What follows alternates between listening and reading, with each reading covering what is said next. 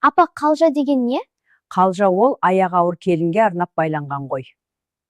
Қазақтар босанған әйелге арнап сойылған сол қойдың еті біткенше, әйелдің өзін жеке қалжалаған. Рахмет, апа. Тыңдап отам. Жас босанған әйелдің тісі әлсіз болады, түсіп қалуы мүмкін деп оған суық ас жегізбей қадалаған. Енелері мен абысындары келініне қойдың етін ұсақтап турап, жас сорпамен терлеткен. Түсіндім, апатайым. Жақсы қалжалаған келіннің сүйектері қақсамай, тістері түспей, буындары жақсы, 6 күннің ішінде үй тіршілігіне араласып кеткен. Қалжаға сойылған қойдың 6 буыннан тұратын мойын омыртқасын бірінші күні келіннің өзіне тісін тигізбей, қолымен мүжіткен. Рас па, апа? Иә, қарағым. Еттен тазарған мойын омыртқаны тік таяқшаға кигізіп, баланың мойны қатқанша керегенің басына не болмаса босағаға елдің көзі түсетін жерге ілген. Не үшін?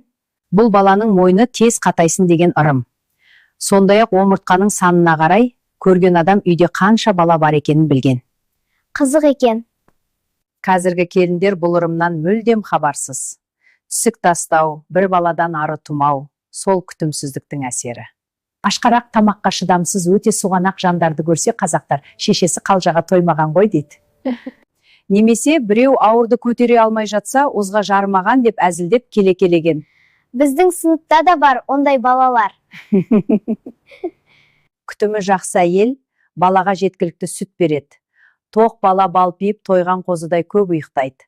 Анасының ұйқысы да жақсарады. Иә, апа. Халық аузымен ондайды індіні жарған дейді. Індіні жарған деген тоқмейіл, кең пейіл, өмірде тапшылық көрмеген.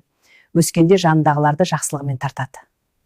Қалжа ана құрметі, шілдехана бала құрметі. Ата-бабалары шариғат заңына сүйене отырып, ол бала туылса 2, қыз бала үшін 1 қой сойған.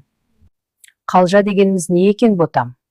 Қалжа босанған әйелдерге арнайы сойылатын ғой. Дұрыс айтасың, қарағым. Алла тағала жар болып бағынды ашсын. Міне сондықтан да ата-бабаларымыз қалжалы бала, ол олжалы бала деп. Қалжасыз бала, олжасыз бала деген.